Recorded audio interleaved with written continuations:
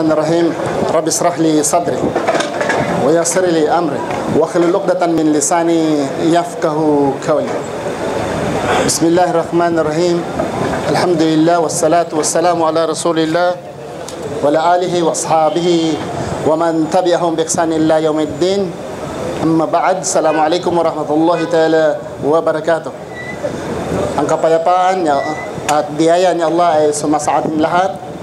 At sa greetings naman ng ating mga kababayan na hindi mga Muslim ay magandang hapon sa inyong lahat. Ay sa nakasanayan, dito po tayo ngayon sa Suka City. Shukran. Sa Suka City at tuwing hapon na Friday, dito po tayo. At I think we are now almost 5 years dito sa Suka City. Ganito na po ang trabaho natin tuwing hapon ng Biyernes. At I think siguro sa pagdating ng Ramadan, baka wala tayo dito, inshallah. After 1 month, we will resume, inshallah. Alang-alang sa mga kababayan natin na bago pa dito at first time na hindi nila ako kilala, ay ako po ay magpapakilala po sa aking sarili. Ako po ay si Abraham Romas. Ay dati po akong Seventh-day Adventist, evangelista po ako ng Seventh-day Adventist. At na-assign po ako sa Zamboanga City 1981 para gawin mga sabadista ang mga Muslim area of Zamboanga City at Basilan. It was in 1981. Alhamdulillah sa pagre-research ko po para maghahanap ng mga loopholes laban sa Islam at sa mga Muslim, lalo na sa mga issue na mga Muslim ay walang Diyos, ang mga Muslim karamihan ay herumintado, marunong mag-utang, hindi marunong magbayad ang mga Muslim, mga muklo, etc. All the negative attributes with the Muslim, nakikita namin ito, when I was a Christian. Ito po ang tinatanim sa aming utak at damdamin na ganito po ang mga Muslim, mga traidor, unhygienic people, etc. So when I was in Basilan area, Zamboanga City and Basilan area, ito po ang area ko, it was in 1981.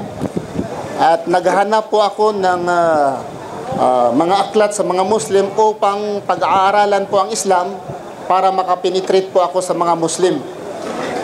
Nag-study ako ng Tausug. I learned how to speak Tausug, Maguindanao, Maranao, para lamang to penetrate with this so-called Muslim.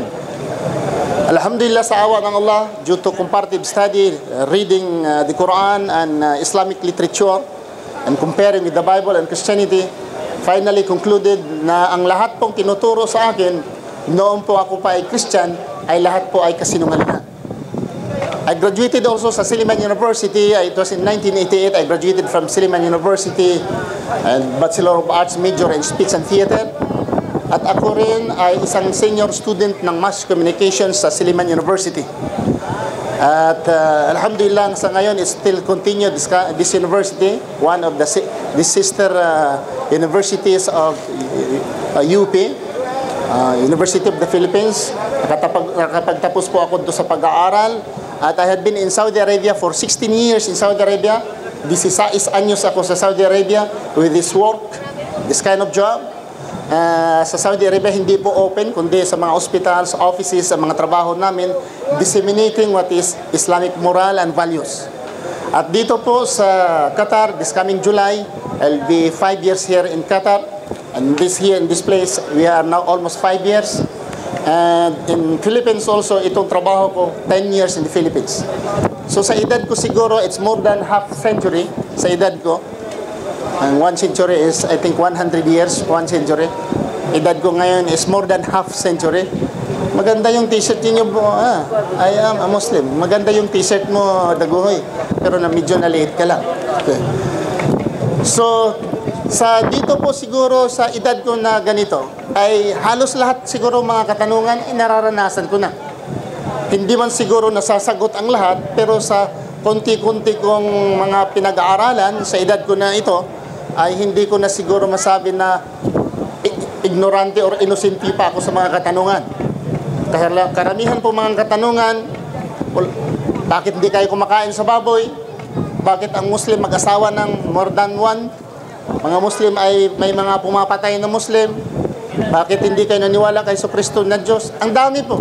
If I will list down all the questions commonly fired by the questioners, I think hindi lang siguro aabot ng 20. Ang very common ng mga katanungan, hindi susobra sa 20. So, kung mayroong mga katanungan dito, mapakla, maasim na mga katanungan, also, we are very glad to entertain of those questions. To our non-Filipino or non-Filipino audience also, who cannot understand Tagalog, we are here to disseminate also and to communicate with you. For those are Muslims and non-Muslim who are non-Tagalog, then we are very happy if you have some questions on issue against Islam. We will do our best, inshallah, to answer your very questions. So, sa kasalukuyan, ang aking pong talakayan, mga kapatid, ay kung ano po ang pinaniniwalaan sa Islam. Ang unang pinaniniwalaan sa Islam, the first and the foremost doctrine and teaching of Islam. Ang pinakauna po ng katuruan sa Islam, the first and the foremost doctrine, teachings of Islam is the name Tawheed. Tawheed. Ang tinatawag na Tawheed meaning the unity or the oneness of God, ito po ang pinakauna. At lahat po ng mga propita, nagmula kay Adan, kay Idris, tinatawag na Enoch, Jacob, tinatawag na Jacob sa mga Amerikano, Ibrahim, tinatawag nilang Abraham, Noah, tinatawag ng Noah, Musa, tinatawag nila ng Moses, Isa, tinatawag ng Jesucristo, down to Prophet Muhammad, we have 124,000 prophets in the history, and in the Quran there are mentioned in the Quran 25 major prophets or 25 prophets in the Quran, and there are 5 major prophets, namely Jesus, Abraham, Noah, and the rest. So lahat po sila, ang dala-dala po nila, walang iba kundi pagsamba sa nag-iisang Diyos. Ang dala ni Moses, ang dala ni Jesucristo, ang dala po ni Prophet Muhammad sallallahu alaihi wasallam, ang dala-dala nilang katuruan, walang iba kundi sambahin lamang ang nag-iisang Diyos, including Jesus Christ. Sa kapanahonan ni Jesucristo, maraming bisis, tinatanong siya, according to the Bible, tinatanong si Jesucristo, Mark chapter 12 verse 29, tinatanong po si Jesucristo, what is the first and the greatest of all the commandments? The Jewish people, they try to examine Jesus Christ, and a crucial question, tinatanong po nila si Jesucristo kung what is the first and the greatest of all the commandments. Jesus replied and said in Hebrew, Shema Israel, Adonai Eloheinu, Adonai Echad. Hear Israel, our Lord, our God is one. Ang Diyos na ating Panginoon ay isa. Si Jesucristo nagsasabi, love the Lord thy God with all thy soul, with all thy heart, with all thy strength. Love the Lord your God. He did not say, love me as your God. He did not say that.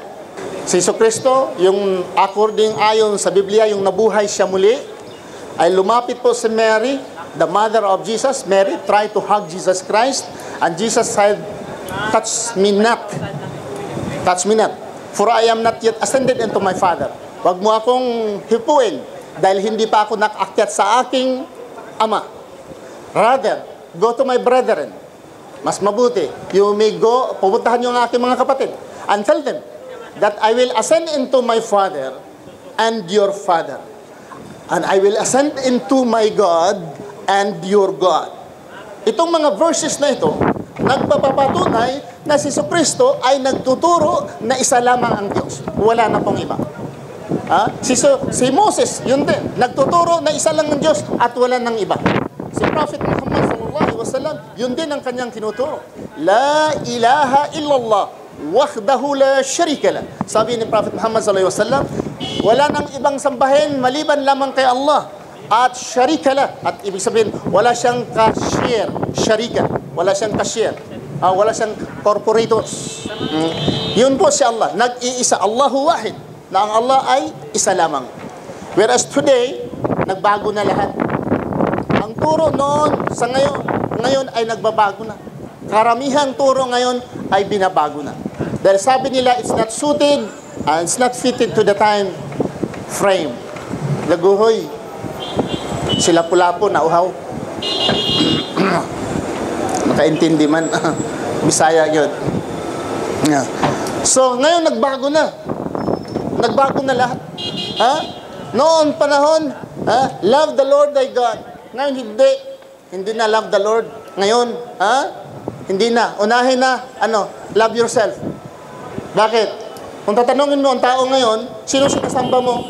Aywan ko. Bakit? Hindi ka nagsamba? Wala pa akong hilig dyan, mamaya na. So, ang sinasamba nila ngayon, sarili nila. Sarili. Brother, sister, bakit hindi ka sumasamba? Linggo ngayon. Ay, wala pa sa hilig ko yan. Hindi pa panahon. Hindi pa tiempo. Lahat ay hindi pa tiempo. Tatanungin mo, ay hindi pa tiempo. Tanungin sino ang Diyos mo? Ang iba nahihiya. Diyos ko? Alanganin siya eh. Pag sabihin niya nga si Kristo, alanganin. Sabi niya, Diyos ko ang Ama. Diyos mo ang Ama. Ang anak pala, Diyos rin. Oo. Diyos mo ang Ama? Oo. Diyos mo ang anak? Oo. Ilan ang Diyos? Isa lang. Grabe, no? Ama at anak, isa lang. Junior at senior, isa? Sino ba nga? Anak, junior. Ang tatay, senior, isa lang sila. Sige lang. Dagdagan pa, Espiritu Santo. Bago na yan. Salamat. Maraming salamat. Daguhi talaga. Oh. Maraming salamat. Bismillah.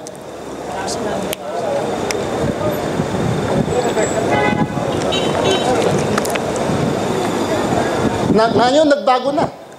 Noong unang panahon, honor thy mother and thy father. Sundin nyo ang iyong nanay at tatay. Ngayon, iba na. Sundin nyo ang iyong anak. Ngayon, ang tatay at nanay nangangatog. Pagsasabihin ng anak na, Nay, nag-aaral ako dito, wala akong allowance, ganito, nangangatog na. Anak, madaling araw na ngayon na. Bakit madaling araw ka na umuwi? Bakit nagtatanong ka, Tay? Ang killjoy mo naman? Hindi na, magagalit na. Ang anak na yun, magagalit na. Noong unang panahon, kung na-inlove, magtago-tago. Pag may sweetheart noong unang panahon, nagtago-tago. Ngayong panahon, sabihin na, yabang na, tayo, this is my boyfriend. Grabe na. Noong panahon, nagtago-tago pa. Ngayon, hindi na. Nahihiya. Kung tungkol na sa makamundong bagay, ay hindi nahihiya. Marami dito naglalakad sa Pilipinas. Noong panahon, boyfriend ka lang, nahihiya. Lalo na hanggang ngayon, sa probinsya. Sa probinsya, pag nagbuntis ka, wala kang asawa, ay nakakahiya sa probinsya. Hanggang ngayon, di po ba? Sa probinsya, magbuntis ka na walang asawa, nakakahiya. Ngayon, dito ngayon sa syudad, sa Qatar nga, mayroon eh. Sa Maynila, sabihin natin, sa Dagupan City, sa Ormoc City, Cebu City, Cagayan de Oro City, sa mga lungsod at syudad, naku, style na po magbuntis na walang asawa. Bakit walang asawa? Eksperimento lang ito. Yung tiyan niya, eksperimento lang. Sinabi ng Bible at Quran, huwag kang mangangalunya. Pag mangangalunya ka, ikaw nagkakasala, wala na yun. Hindi na yun uso. Ngayong panahon na yun, wala na po uso. Yung panahon ngayon, pag sasalita ka ng relihiyon, sabi na, nasiraan yata ng bait, tingnan mo naman may kambing nagsasalita doon, nasiraan ng bait, Diyos daw. Pero believe me, magdala ko ng gitar dito, magsayaw-sayaw ako dito, kung di puno ng tao dito, magkakanta-kanta ko ng mitulo na, dala ko ng gitara dito, kundi dami yung mga tao dito. Dadalhin ko, lapit sa Rupa Gutierrez, dadalhin ko dito, kundi mapupuno. Kahit man siguro yung pinakapangit nga Freddy Aguilar, kung dalhin ko dito, kung di mapupuno. Dahil mahilig sa artista. Mga makamundong bagay, ay talaga mahilig tayo. Pero kung pag-usapan na po ang sa akhira, after here, baliwala. Alam mo mga kapatid, ang pinaka-importanting bagay sa buhay ng tao, after Allah, na tanggapin natin or usisahin natin kung sino ang ating Diyos, after that, yung kamatayan natin. Karamihan sa tao, pag-uusapan na ang kamatayan, tumatayo ang balahibo, nang didiri, at ayaw niyang pag-usapan, parang hindi siya mamatay. Bro, kailan ka tayo mamatay? Testingan niyo mga kaibigan ninyo. Kailan kayo mamatay? Bro, huwag ka na magsalita ng gano'n. Ano ka ba? Ayaw niya. In fact, yan ang dapat paghahandaan natin. Bakit? Dahil kung mamatay na tayo, huli na. Di po ba? Pero mas maganda pa yung mga matatanda noon. Nalaala ko yung mga matatanda noong unang araw. May mga nara sila. Nara. Alam niyo ang nara? Kahoy na nara. May nakilala akong matanda noon. May mga nara siya doon sa budiga. Mga nara, ang dami. Lulu, ano yung gawin yung nara? Ang dami yung kahoy na nara. Noong pinaghahanda na amo ning giandam kung mamatay na mi, di na ako isulod. Ha? Sa nara daw, doon daw sila ilagay sa nara, gawing kabaong. Yung mga matatanda ngayon, noon, pansyon pa. Naghahanda pa sila ng pansyon. Ha? Pero yung mga baguhan ngayon, akala nila hindi sila mamatay. At galit sila kung pag-uusapan ang kamatayan. Mga kapatid, ang totoo, dapat ang paghahandaan natin, ang pag-uusapan natin, yung kamatayan. Anong gagawin? Tama kaya itong relihiyon ko? Kung nagduda ka sa relihiyon, example, dahil ang relihiyon po ay importante sa tao. Kung mayroong tao magsabi na ang relihiyon ay hindi importante, kasi may mga tao nga magsabi, ang relihiyon bro, hindi importante. Ang relihiyon daw, hindi importante. Pero kung isa sa kanila naghihingalo, nanay naghihingalo, anak naghihingalo, misis naghihingalo, asawa naghihingalo, hindi daw importante ang relihiyon. Pero kung nanghingalo na, Diyos po, salbahin mo. Naghingalo, importante. Yung hindi ka pa naghingalo, wala lang ang Diyos. Di po ba? Hindi importante. Kung napilayan na, nabulag na, sabihin niya, ang kidney mo sira, ang cholesterol mo, ganon, may cancer ka, ay, nako, talaga, pag sabing may cancer, halos araw at gabi ay lumuluhod, nakakaliuhan na po ang tuhod. Pero kung ang pagsabi ng Panginoon nga, remember me, pray to me, sabi ng Allah sa Quran, وَمَا خَلَقْتُ الْجِنَّ وَالْإِنسَ إِلَّا لِيَعْبُدُونَ. Nilikha ko ang tao at ang mga engkanto para lamang ako sambahin. Wala pong ibang purpose. Nilikha tayo ng Panginoon kundi sambahin siya. Pero yung bagay na yan ay hindi po importante. Believe me, sabi na killjoy, sa grupo-grupo karamihan ng mga barkada, amiga, killjoy. Pag magsabi ka, uy, bawal yan sa ating relihiyon. Alam mo mga brother, kung pag-uusapan ang tungkol na sa relihiyon, baliwala. Okay? At karamihan pa ng tao, hindi niya sigurado. Tanungin mo siya, bro, sigurado ka sa relihiyon na kinatatayuan mo ngayon? Ay tama yung relihiyon? Anong isasagot? Hindi ko alam, bro. Ha? Hindi ko alam. Mayroong magsabi, hindi ko alam. Hindi niya alam. Mayroon ding magsabi na, bro, ligtas na ako. Grabe. Extreme ba? Dalawa opposite eh. Sabihin ng isa, bro, alam mong relihiyon mo, sister? Sabi niya, hindi ko alam. Ang isa naman, kilala mo yung relihiyon? Oo, ligtas na ako. Extreme. Bakit? But why is extreme? There is judgment. Wala pang judgment day.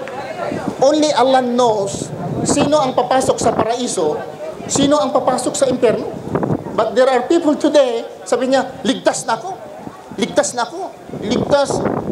Dungis mo nga, ligtas ka na eh. Usang butas-butas ng chinilas mo, ligtas ka na. Ligtas daw siya. So hindi na kailangan niya makinig dahil ligtas na siya. Itong mga taong ganito, kailangan siguro i-rehab eh. I-rehab. Kung ako naman tatanungin, ligtas ba ako bilang Muslim? Kung ako po yung tatanungin, ligtas, hindi pa po. Inshallah, maliligtas ako. Yun po ang bilang Muslim.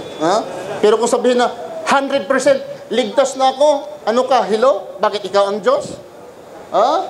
Dahil wala pong makakalam. Isang Muslim, pag isang Muslim, sabihin niya, 100% paraiso ako, dapat mag-study sa Panar.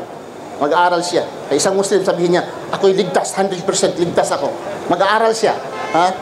Dahil hindi po ikaw ang judge, ang Allah po ang maghusga na ikaw ay ligtas o hindi. Ang atin lamang bilang tao, sundin natin ang tama, iwanan natin ang mga mali.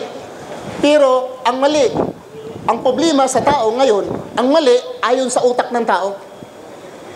Hindi ayon sa Diyos. Dapat, kung tayo naniwala kung ano ang Diyos, ano ang Panginoon, okay? Kung ikaw ay isang Muslim, dapat ano ang tama at anong mali ayon sa Quran. Pag sinasabi sa Quran na tama, okay. Mali, sundin natin ang Quran. Kung ikaw naman isang Kristiyano, kung anong sinasabi sa Biblia, tama, gawin mo. Pag sinasabi na mali, huwag mo gawin. Pero believe me, brother, I don't know. Sino bang Kristiyano dito sa isang linggo nagbasa ng Biblia? Ikaw bro, Kristiyano ka di ba? Nagbasa ka ng Biblia? Isang linggo, isang bisis? Ganon, alanganin pa ha? Oh.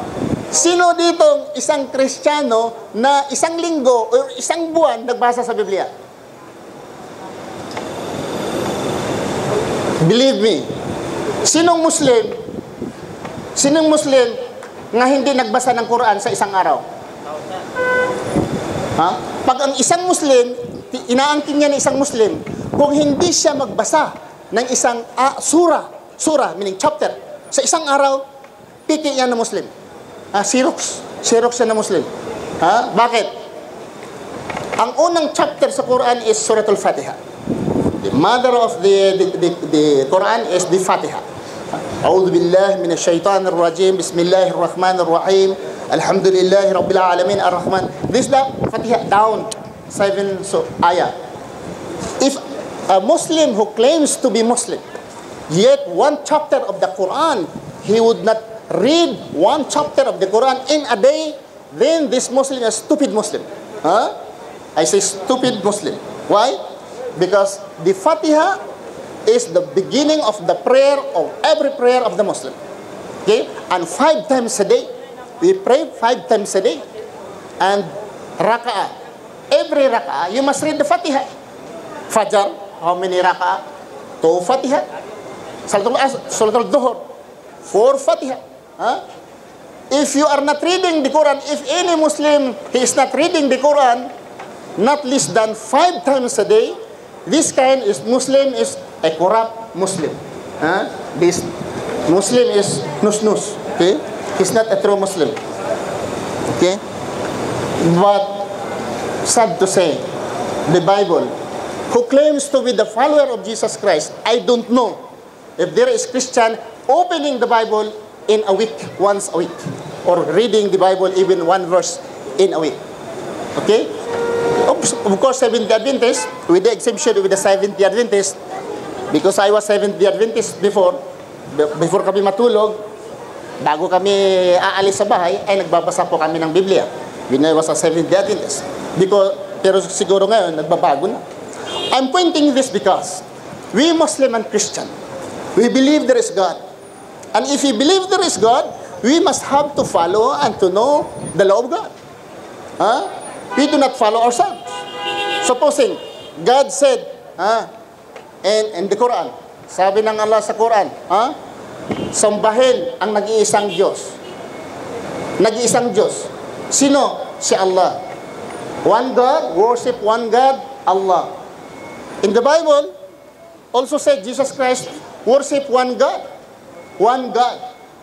But the church today, pastor and minister, ang one sa kanila, 3. Ang isa ay 3. In Christianity, as I repeat, in Islam, we say, Allahu Wahid. In Christianity, Allahu Wahid. In Islam, God is one. In Christianity, God is one. What is this? Why like this? No, you do not understand. You study. God is the Father. Father God. The Son is God. The Holy Spirit is God. One God. Confused. Confused or not? It's confusing. Did Jesus Christ during his time, did he say like this?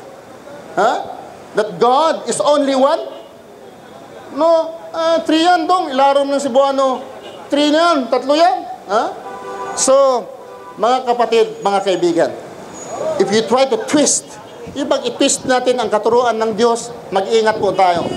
Dahil ito po, ang sinyales na tayo po ay tatapon sa impyerno ng apoy. Tandaan natin na ang Diyos ay nag-iisa. Tinuturo ni Adan, tinuturo ni Jacob, tinuturo ni Jesucristo, ni Moses at ni Muhammad, peace be upon them all, nga isa lamang ang Diyos.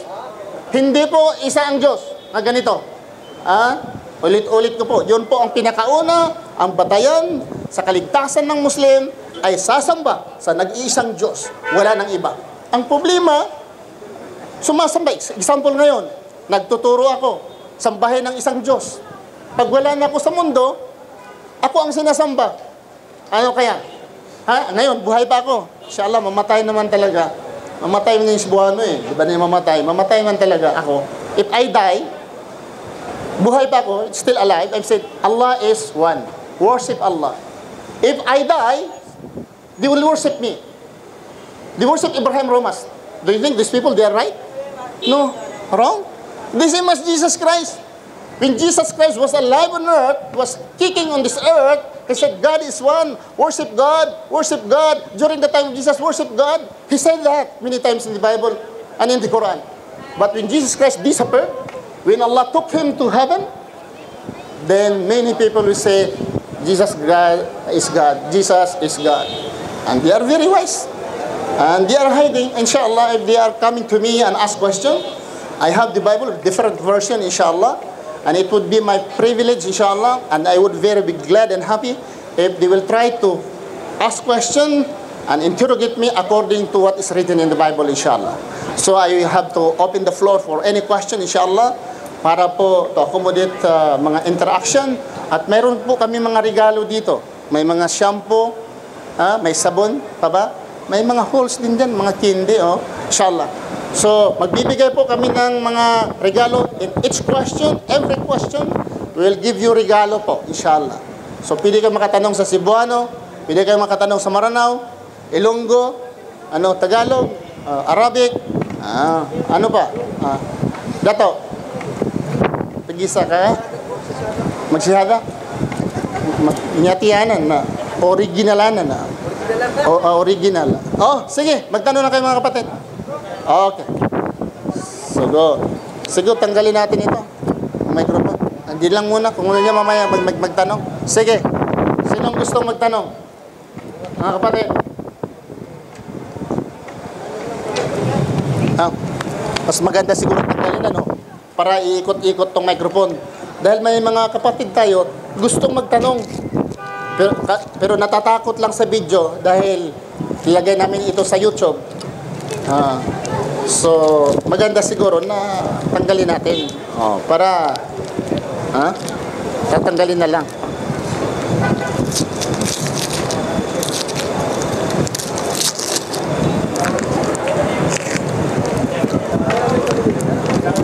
Kawawa naman ito. Okay. Sige. Wala naman natin yung isang Hindi, sa'yo. Halo. Mayroon ito. Mayroon. Halo. Mayroon.